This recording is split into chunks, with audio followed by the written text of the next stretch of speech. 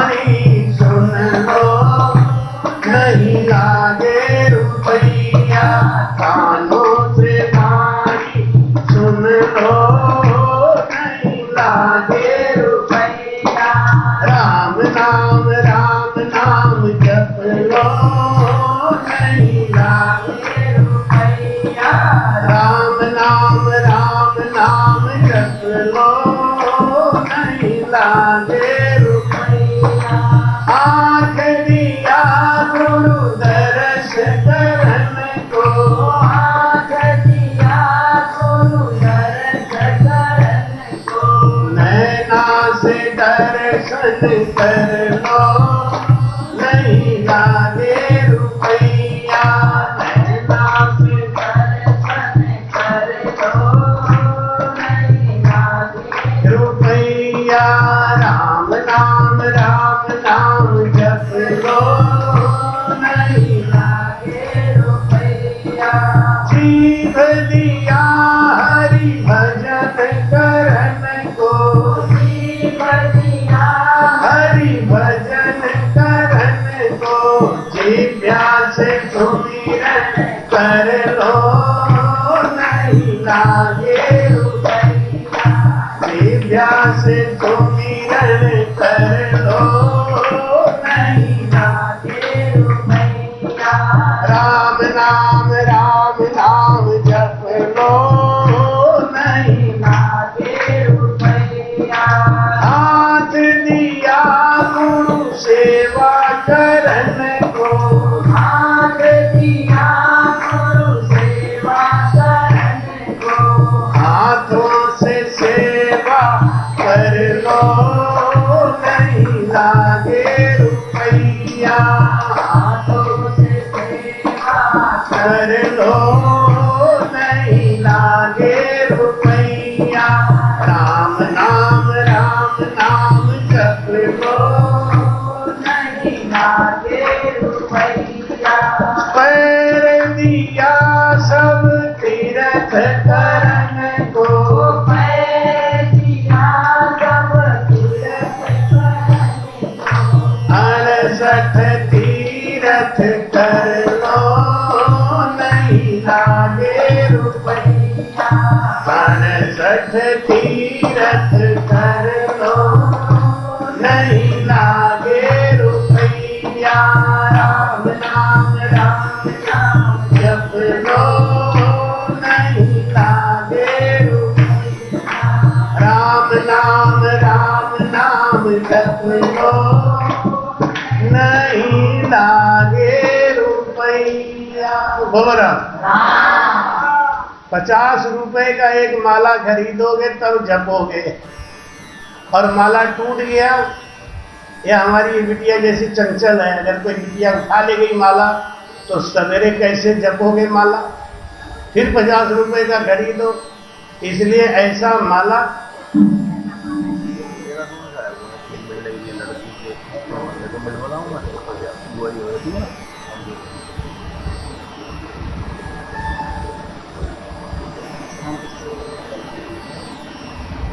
अब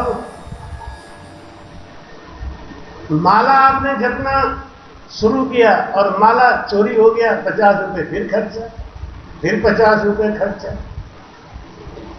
हम छोटे थे ना, छोटे थे तो ननिहाल गए अपने, हमारी नानी भजन करती, पूजा पाठ करती थी, तो वो क्या करती, घंटी बजाती, घंटी बजाती।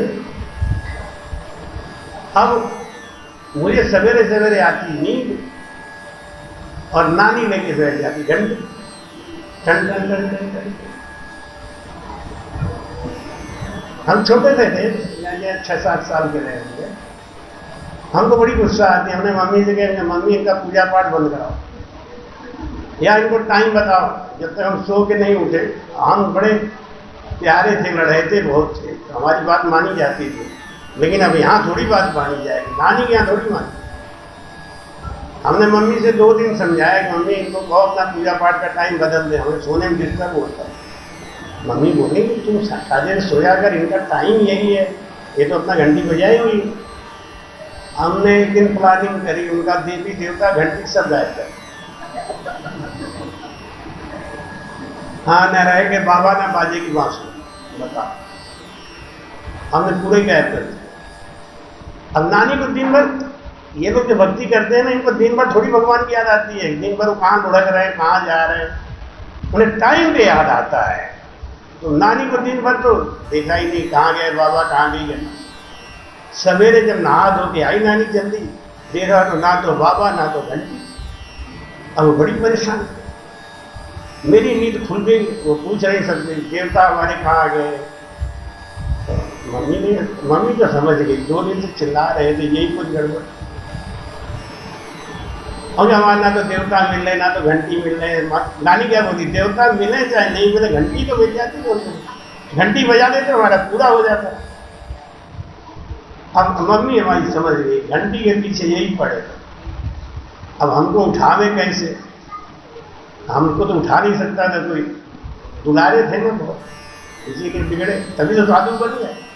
नहीं अच्छा खासा हम अपना खाते थे, नौकरी चाकरी करते, घर बैठते, ये साधु बन K duck duck duck duck बिगड़ते बिगड़ते इतना बिगड़ गया।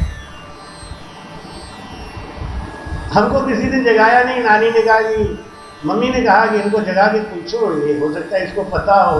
नहीं उसको मत जगाओ, जब तुम्हारे घंटी का काम कैसे चलेगा। तो उन्होंने वो पीतल का वो होता है ना भगोना टाइप, बटुआ बोलते हैं हमारे यहाँ, इधर पता नहीं क्या बोलते हैं, उसमें चावल दाल वगैरह बनाते हैं ना, बड़ा बड़ा होता है, कितना बड़ा बड़ा। पतीली तो चौड़ी सी होती है, वो एकदम बिल्कुल मटका जैसा होता है, बटुआ। नानी ने एक बटुआ दिया, उसके अंदर कलछुल डाल के टन टन टन टन टन टन टन टन टन टन बजाने लगी। नया हमने कहा जिसके खाती तो हमने कहा खुराफात किया, ये नानी हमारी फिर भी नींद तोड़। तो राम नाम जपने नहीं लागे रुपया, पैसा खर्च नहीं होता भजन करने। और जहां हो जैसे हो जिस हालत में हो, कोई मुंह का कुल्ला नहीं करना, मंजन नहीं करना। कह रहे अभी मंजन नहीं किया, अभी भजन नहीं करेंगे। भजन तो आप रात को 1 बजे, हम लोग क्या होता है रात को 3 बजे 3:30 बजे उठ के बैठ गए, 4:30-5 बजे तक भजन किया, नहा धो के आरती पूजा करके फिर सो गए। दिन में सो लो कोई बात नहीं, लेकिन समय पे अपना काम करना। तो भजन इतना सरल। परीक्षित को जब ये बात कब महसूस हुआ, जब उन्होंने मुकुट उतारा, तब उन्हें ध्यान आया कि आज मैंने संत का अपमान कर दिया। मेरे वंश में किसी ने संत का अपमान नहीं किया, आज मेरे द्वारा हुआ है, मुझे इस पाप का प्रायश्चित करना चाहिए। उसी समय समीप मुनि का खबर आ गया कि आप कोई भी इंतजाम कर लो, लेकिन 7 दिन के बाद आपको मरना पड़ेगा। ब्राह्मण का श्राप गलत नहीं जाता। ये जो जीव है ना, अगर इस जीव से आप 12 साल तक झूठ मत बोलो तो आपकी जबान सिद्ध हो जाएगी, आप जो बोल दोगे वही हो जाए। इस जबान से अगर आप राम राम का करते हो जाप और झूठ नहीं बोलते हो इस जबान से, तो आपकी जबान सिद्ध हो जाए, सिद्धि आ जाती है। ये झूठ बोलते ही सब गड़बड़। काया कस करनी करे मुख बाय कहे झूठ, जब लग तो सुखराम के पच खाली गया ऊठ। दिन रात मेहनत करो, दिन रात जप करो, पूजा करो, लेकिन बात बात में जीव से झूठ बोलते रहो, सब खत्म, जीरो। लोग कहते हैं हम तो इतना पूजा कर रहे हैं, इतना पाठ कर रहे हैं, इतना भजन कर रहे हैं, लेकिन सुख नहीं है। क्यों नहीं है? बात बात में तो झूठ है। हमारे कहते हैं कि कपट कठोर झूठ और निंदा, कपट कठोर झूठ और निंदा, ये पहले तज दीजिए, ये पहले तन मन धन और शीश अपना सतगुरु अर्पण कीजे रे भक्ति मर्जी होए तो कीजो रे भक्ति मर्जी होए तो जे थारो मनवा नाही ठिकाने दे धारो, तो दोष मुरामती दीजो रे भगती, मरे जी होए तो कीजो रे भगती। कलयुग में राम नाम से ही पार हो जाएंगे, लेकिन वो परहेज है। दवा कितना भी अच्छा हो, अगर परहेज आप नहीं करोगे तो दवा का असर। और राम नाम में परहेज क्या है? नशा, हिंसा, आन उपासना और झूठ।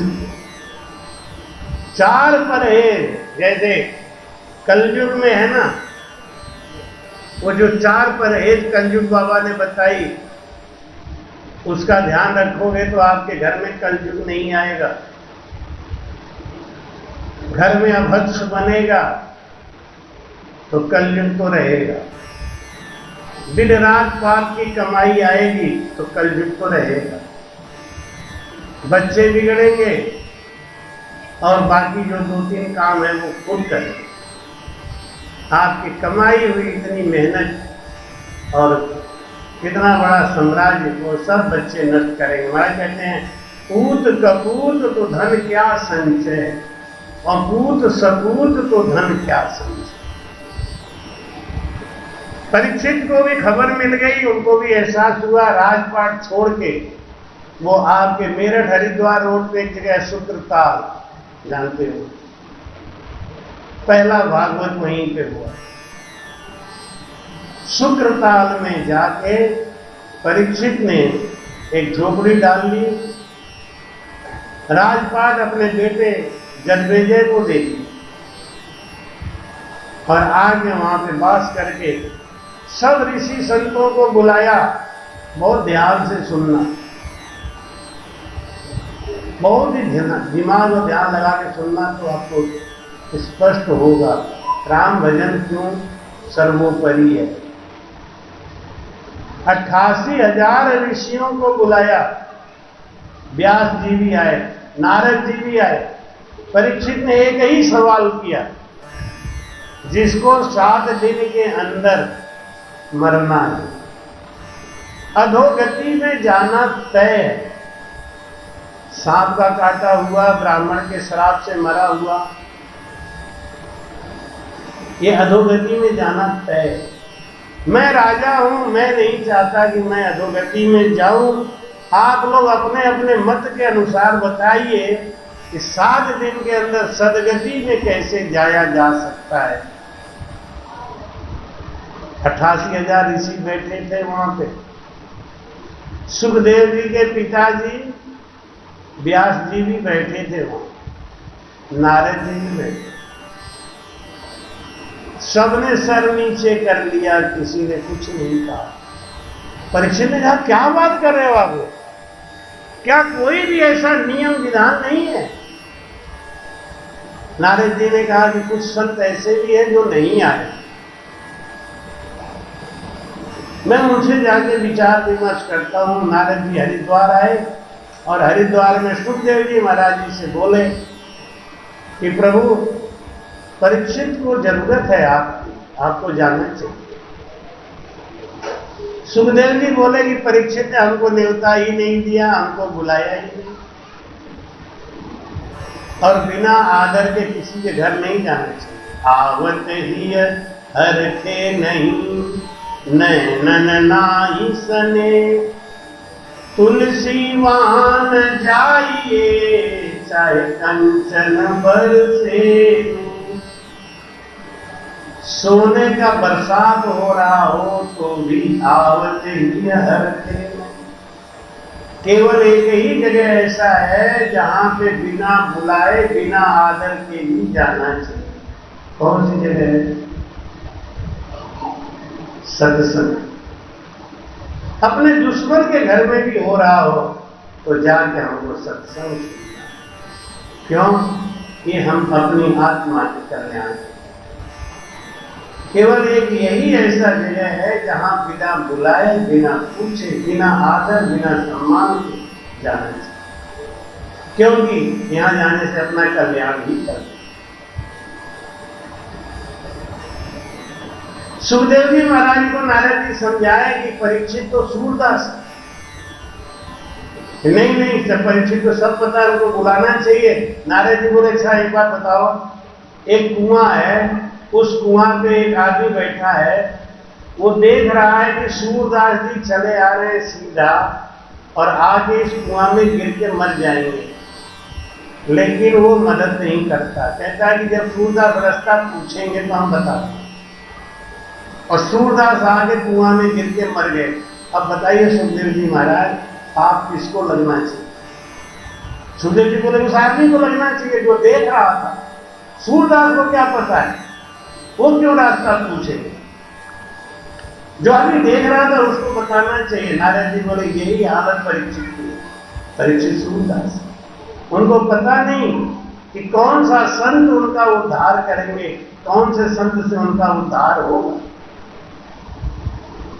आपको जाना चाहिए। सुखदेव जी महाराज आए, सुखदेव जी महाराज आके कुर्सी पे बैठ गए और परीक्षित से कहा, बोल परीक्षित क्या सुनना चाहता है? कि महाराज बस खाली आत्म ज्ञान की महिमा बारी, आत्म ज्ञान की महिमा भारी, जासु ललसा लगी है हमारी, कृपा कर भेद बताओ दे, हो बताओ दे, चरण कमल की मैं करूं सेवा, तुम्हारा गुरुदेवा हो दयालु, हो कृपालु,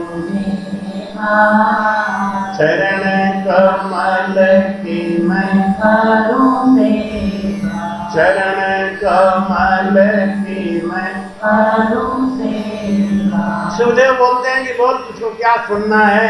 तो बोले आत्म ज्ञान बताओ महाराज, जिसको 7 दिन के बाद मरना है और अधोगति में जाना तय है, उसको क्या करना चाहिए? सुखदेव जी बोले पहले मुझे गुरु बनाओ, क्योंकि गुरु के द्वारा जो ज्ञान हम सुनते हैं वो हमारे हृदय को झकझोर देता है। संत के द्वारा सुनते हैं वो इतना फर्क नहीं पड़ता, इसलिए पहले गुरु बना के कथा सुन। और तुझे जो 7 दिन मिला है, राजा खट दिलीप को तो केवल 2.5 घड़ी मिला था। 2.5 घड़ी में उनका उद्धार हो गया।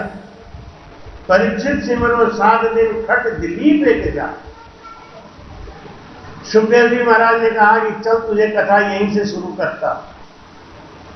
परीक्षित ने गुरु बनाया सुखदेव जी को, गुरु गद्दी दी बैठने को, और पहला ही प्रश्न पूछा, उसका उत्तर सुखदेव जी महाराज दे रहे हैं। ये राम नाम इतना पराक्रमी है कि अंत समय में भाव कुभाव अलख आलसहु, नाम जपत मंगल दिस दसहु। और तू अगर प्रेम से करेगा ना तो एक बार जो राम के प्रेम और प्रीति से एक बार भी राम राम कर लिया तो काटे पाप 1000। तुम्हारे ही वंश में बहुत पहले राजा खटवांग खट दिलीप पैदा हुए थे। वो इतने पराक्रमी थे कि देवता लोग भी उनके पास आके मदद मांगते थे। पहले हमारे पूर्वज इतने बड़े पराक्रमी थे कि देवताओं में और असुरों में जब युद्ध होता था तो देवता हमारे यहाँ आते थे मृत्य लोक में और हमारे पूर्वजों से मदद मांगते। दशरथ गए ना मदद करने, खट दिलीप गए मदद करने। जब जब देवताओं के ऊपर कष्ट आता था, असुर इतने पराक्रमी हो जाते थे कि देवताओं को मार के स्वर्ग से भगा देते थे, इतने पराक्रमी हो जाते थे वो। तब हमारे मृत्यु लोक से राजा जाके उनकी रक्षा करते। आज हम लोग कहाँ पहुंच गए? कितने गिर गए।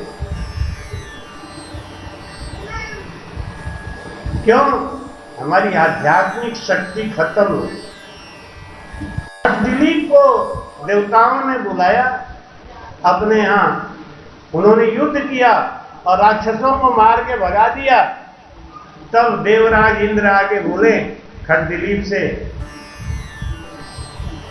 कि आप बताओ हम आपकी क्या सेवा करें, क्या दक्षिणा दें, आपने हमारी मदद की। तो हंस के बोले पागल थे, अभी हमसे मदद मांग रहे थे, अब हम ही को देने चले, तुम क्या दोगे आपने? भिखारी क्या दे सकता है? देवराज इंद्र बोले कि देवताओं के पास में करामात होती है, कुछ बातें ऐसी हैं जो देवताओं को पता होती है, आदमी को नहीं पता होती। खरदिलीप बोले कि तो एक बात बताओ, आदमी को सब पता होता है लेकिन अपनी मौत कब होगी ये नहीं पता। भगवान ने यही बात छुपाया। हम कितने भी ज्ञानी हो जाए अपनी मौत को नहीं जान सकते, और अगर जान गए तो हम मौत को टाल नहीं सकते। खरदिलीप ने कहा हमारी मौत बता दो। देवराज इंद्र बोले कि अगर 2.5 घड़ी और ये युद्ध खिंच गया होता लंबा तो आप यहीं मर गए होते। इसीलिए कहते हैं ना, शुभ काम जल्दी करो, काम को जल्दी जल्दी निपटाओ, अशुभ काम को टालो, शुभ काम जल्दी करो। पता नहीं समय को, एक पल में क्या होवे संपत्ति और शरीर का, कुछ पता नहीं तकदीर का, कुछ पता नहीं तकदीर का। जब आपके पास धन है, जब आपके पास समय है, तो खटपट जल्दी जल्दी शुभ काम कर लो, टालो मत, पता नहीं क्या होगा। अगर ये युद्ध 2.5 घड़ी और चल गया होता, आपने अपने पराक्रम से युद्ध जीत लिया जल्दी, अगर ये 2.5 घड़ी और चल गया होता तो आप यहीं मर गए होते। तो उन्होंने कहा तो एक काम करो, मुझे बहुत तेज गति से जाने वाला विमान दे दो। तो इंद्र मुस्कुरा के बोले क्या करोगे? अयोध्या जाऊंगा। इंद्र बोले अयोध्या जाके बच जाओगे?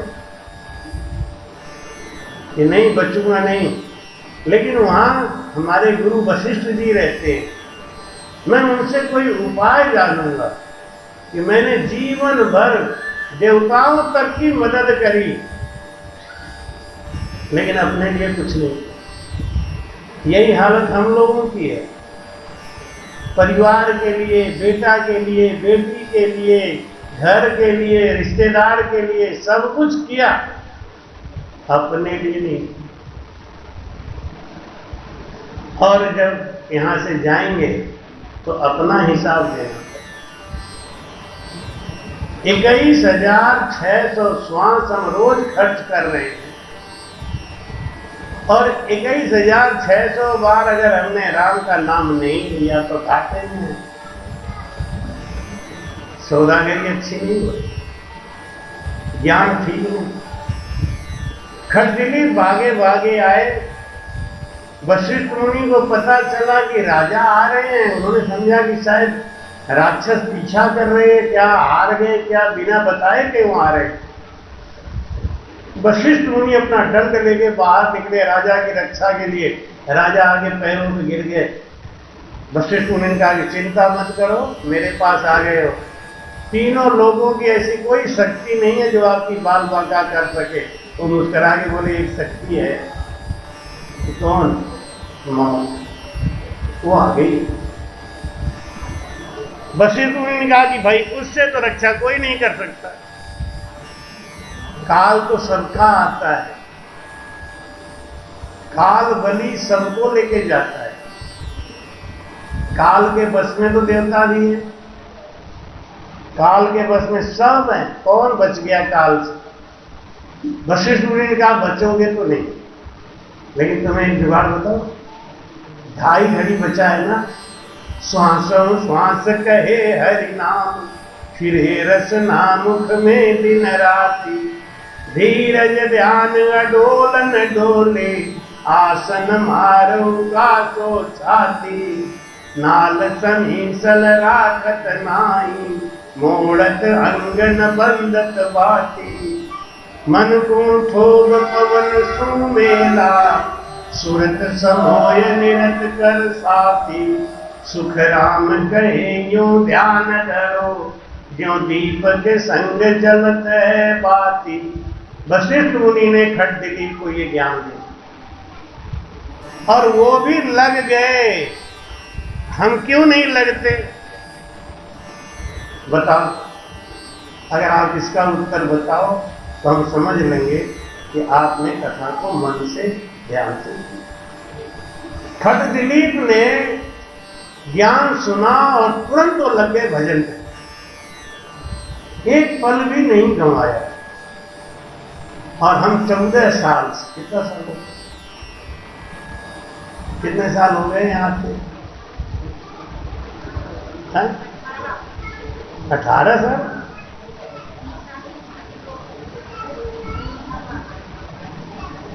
बताओ,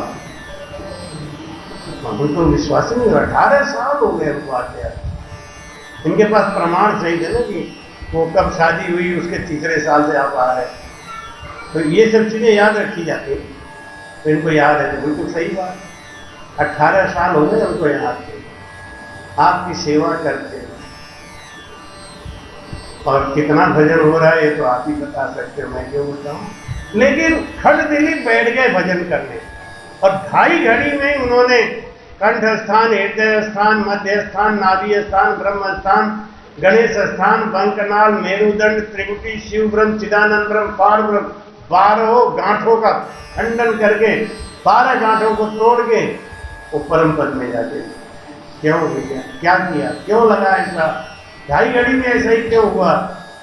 ऐसा इसलिए हुआ, आप बताइए क्यों हुआ? हाँ, जब आदमी को ये पता चल जाता है ना कि मरना ही है, मरने वाले हैं, जब ये विश्वास हो जाता है तो भजन के अलावा कुछ नहीं करता। लेकिन हमको क्या है, एकदम पैर लटकाए बैठे हैं कब्र में, मरने के कगार में बैठे, तब भी प्लानिंग बनाते रहते। ई मनवा तो उड़े आकाशा, ई मनवा तो उड़े आकाशा, बिन पाखा बिन परवे, लाख बरस की नींव लगावे, और पल की नहीं खबर रे संतों, ओ मन बड़ो जबर रे संतों, ओ मन बड़ो जबर रे। ज्ञान सुना, इधर से सुना, इधर से निकाल दिया, ये सब तो होता ही रहता है ना महाराज। इनका काम है और हमारा भी सुनने का काम है। हो गया ये तो होता ही नहीं। खटदिलीप ने ये सब नहीं सोचा। खटदिलीप को पता है कि ढाई घड़ी के बाद हमको जाना है। सुखदेव जी महाराज परीक्षित से कहे कि अब सब कुछ भूल जा तू, 7 दिन के अंदर तुझे अधोगति में जाना है, उससे मैं रोक लूंगा। 88,000 ऋषि बैठे थे, किसी ने भी नहीं कहा मैं रोक लूंगा। नारद जी ने नहीं कहा मैं रोक लूंगा, व्यास जी ने नहीं कहा मैं रोक लूंगा। सुखदेव जी महाराज ने गारंटी दी। क्यों दी? क्योंकि सुखदेव जी महाराज को भी पता था कि ऐसा। अरे भाई हल्का आगे, हल्का आगे, हमारे श्याम बिहारी का हल्का आगे बिना सुना।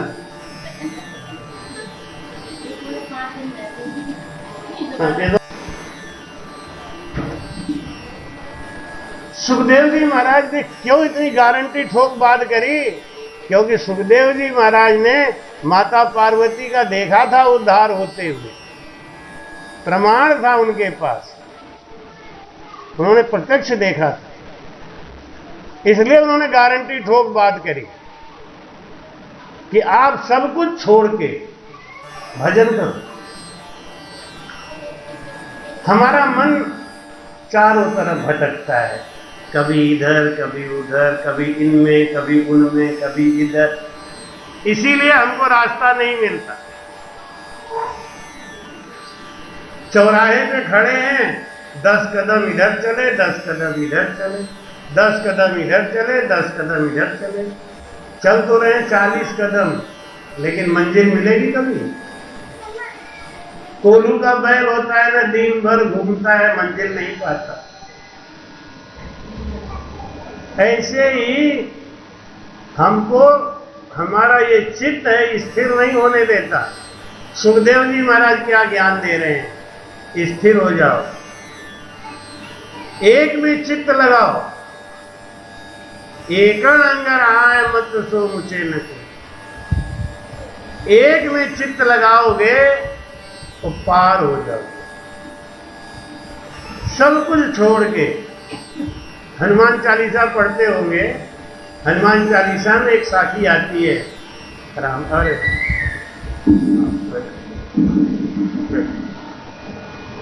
और देवता चित्त न धरहि, हनुमत सेव सर्व सुख करे।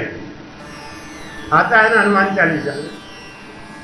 वहां पे परहेज बता रहे हैं, कह रहे हैं और देवता चित्त न धरहि,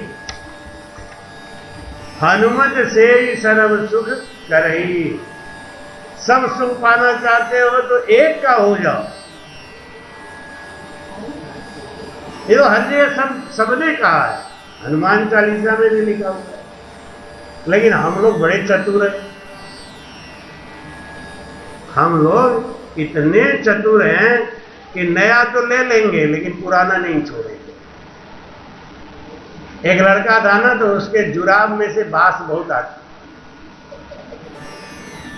तो वो जब भी जूता निकालता तो उसे दोस्त लोग कहते हैं है गंदा, है गंदा, तेरे पास एक ही जुराब है क्या, साफ तो नहीं कर लेता। एक दिन उनका एक दोस्त ले आए नया जुराब, कि ले कल से इसी को पहनना। तो भाई सभा में बैठना बदबू आती है, तो कल से इसी को पहनना। हाँ ठीक है। अब वो दूसरे दिन आया नया जुराब पहन के, लेकिन बदबू फिर भी आ रही। लोगों ने कहा क्यों है, नया जुराब दिया तुमने, पहना नहीं? पहना तो हूं, ये बदबू फिर क्यों आ रही है, हमें विश्वास नहीं है। अरे तुम्हें विश्वास क्यों नहीं है, पुराना वाला मेरे जेब में रखा है, देख ले, पुराना रखा है, मैं नया पहना हूं। हम लोग ऐसी ही भक्ति करते। गुरुजी आप तो ठीक हो, आपका भजन ठीक है, लेकिन पुराना वाला जो बदबू वाला वो नहीं छोड़ूंगा, वो तो हमको रखना ही। सुखदेव जी महाराज कहते हैं परीक्षित से कि एक अंग राज, और परीक्षित भी एक अंग में हो गया। क्यों? क्योंकि परीक्षित को पता था अब कोई रास्ता है, अब कोई रास्ता बचा नहीं। तब परीक्षित ने मन लगा के भजन किया। हमारा भजन में मन क्यों नहीं लगता है? इसीलिए क्योंकि हमको विश्वास ही नहीं है। कोई कोई कहते हैं महाराज इस साल तो गया, कोई बात नहीं, अगली साल आना, आपसे गुरु मंत्र जरूर लूंगा। अगली साल ले, कितनी बड़ी गारंटी है। जबकि कहते हैं कि काल करे सो आज कर, आज करे सो अब, पल में परलय होएगा, बहुर करेगा कब। फिर कलयुग में क्या कहते हैं? आज करे सो काल कर, आज करे सो काल कर, आलसियों की भाषा। और काल करे सो परसों, इतनी जल्दी क्या है प्यारे, जीना है अभी बरसों। क्या इतनी जल्दी है, क्या राम राम करना। कोई कोई बच्चा कहता है मम्मी मम्मी महाराज जी से हमको भी गुरबंद दिलवा। हट, अभी हमने ही नहीं लिया, तुझे क्या गुरबंद दिलवा? ये कोई समय थोड़ी है, अभी जब बूढ़ा हो जाएगा ना तब। हाँ, जब राम राम निकले ही नहीं सीधे मुंह से, तो भगवान भी कंफ्यूज हो जाएंगे। हम ही को बुला रहा है कि आम खाने का मन हो रहा है। बुढ़ापा आदमी, बुढ़ा आदमी जिसके मुंह में दांत नहीं, पेट में हाथ नहीं, अब वो जो बैठ के राम राम करे तो भगवान भी कंफ्यूज हो जाएंगे। भगवान तो देख हमको बुला रहा है कि आम को लेना, तो एक लक्ष्मी यहाँ इसको आम दे आने जाए। बुढ़ापे में तो यही होने वाला है। जवानी में तो कुछ कर नहीं रहा है, बुढ़ापे में करेंगे। और अगर कोई करने जाए तो उसको करने भी नहीं देंगे।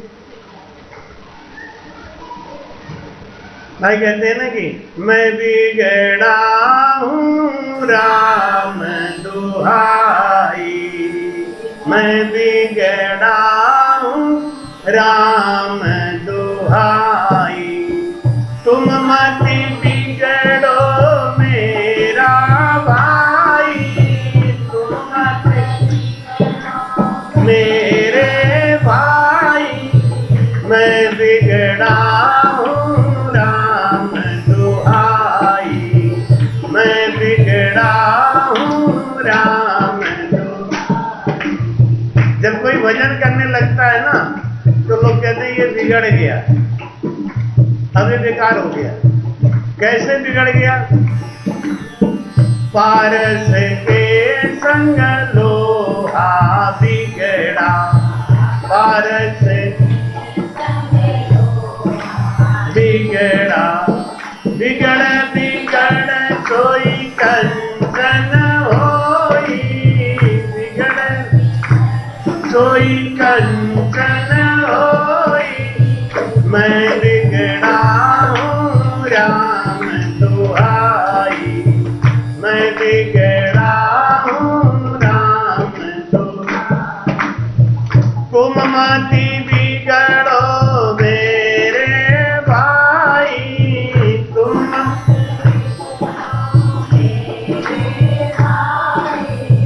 मैं बिगड़ा हूँ राम दुहाई, मैं बिगड़ा चंदन के संग बागज बिगड़ा, चंदन के संग बागज बिगड़ बिगड़ सोई चंदन होई, बिगड़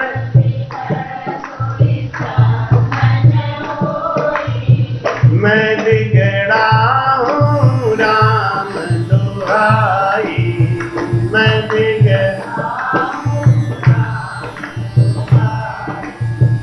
तुम मत बिगड़ो मेरे भाई, तुम मत बिगड़ो,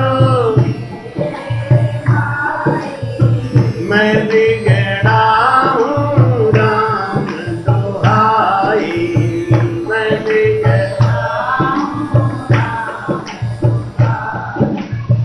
गंगा के संग कीचड़ बिगड़ा,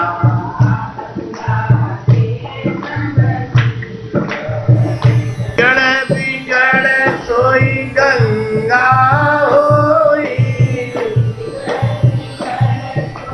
गंगा होई, मैं बिगड़ा हूँ राम दुहाई, मैं बिगड़ा हूँ,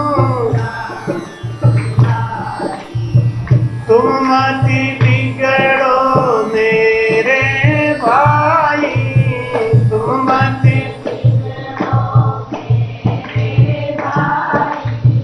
मैं बिगड़ा हूँ राम दुहाई, मैं बिगड़ा, सतगुरु के संग चेला बिगड़ा, सतगुरु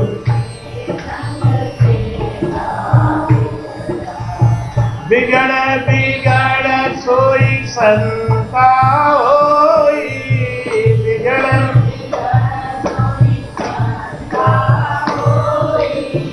मैं बिगड़ा हूँ राम, मैं बिगड़ा हूँ राम। हमारे संजय जिनके संग तंबाकू खाते रहे होंगे ना, आज वो कहेंगे ये बिगड़ गया। तंबाकू छोड़ दिया तो बिगड़ गया ना। ऐसे ही ये दुनिया कहती है, जब कोई राम भजन करने लग जाता है तो दुनिया क्या कहती है, ये तो बिगड़ गया। कैसे बिगड़ गया? पारस के संग लोहा बिगड़ा। लोहा कैसा था? काले रंग का, कठोर, और कीमत क्या थी? 60 रुपया किलो। जब पारस से मिला तो उसका रंग बदल गया, काला से हो गया पीला। बिगड़ गया कि नहीं? काला था, पीला हो गया तो बिगड़ा ही ना। और मुलायम हो गया। सोना लोहे से मुलायम हो गया। और 60,000 रुपया तोला हो, 60 रुपया किलो बिकता था, 60,000 रुपया तोला बिकने लग गया तो बिगड़ा ही ना। इसलिए महाराज कहते हैं, भैया मैं तो बिगड़ गया, अब तुम्हें नहीं बिगड़ना है तो ये सदगुरु का संगत मत करो। तुम तो जैसे हो वैसे ही बने रहो। गंगा के संग कीचड़ बिगड़, गंदगी का नाला आता है, गंगा जी में मिल जाता है, और वो गंगा जी का नाला गंगा बन गया, और उसको भी लोग चढ़ाने लगे, नहाने लगे, पीने लगे। गंगा ने कीचड़ को बिगड़ के अपना गंगा रूप दे दिया, तो कीचड़ बाकी जो नहीं मिले हैं वो क्या कहेंगे? यही तो कहेंगे, ये बिगड़ गए। गंगा के संग कीचड़ बिगड़ा, और बिगड़ बिगड़ सोई गंगा होई। बोल रहा तो पत्थर हल्का हो गया। नामे तो भारी कहो, हल्को कहो सरा। नामदेव जी महाराज को सेठ विमल शाह ने न्योता भेज दिया कि हमारे यहाँ भंडारा खाने आना है। लेकिन साधु संत होते हैं ना, थोड़ा सा भाव के भूखे होते हैं। आप भंडारा कर रहे हो, अगर आप नहीं बुलाने जाओगे साधु संत को, किसी को भेज दिया कि जाके बाबा को बुला ले आ रहे, तो बाबा ऐसे नहीं जाते। तो उन्होंने खबर कह दी, नामदेव जी महाराज नहीं गए। विमल शाह ने पूछा, भाई सब लोग भोजन कर गए? कि सब तो कर गए, नामदेव जी महाराज नहीं आए। विमल शाह को बड़ा गुस्सा आया। वो आके बोले, क्यों? हमारी जमींदारी में रहते हो और हम ही से विरोध, हमने तुमको बुलाया, तुम आए क्यों नहीं? नामदेव जी महाराज बोले, मुझे ध्यान नहीं रहा। क्या करें, झूठ बोलूं?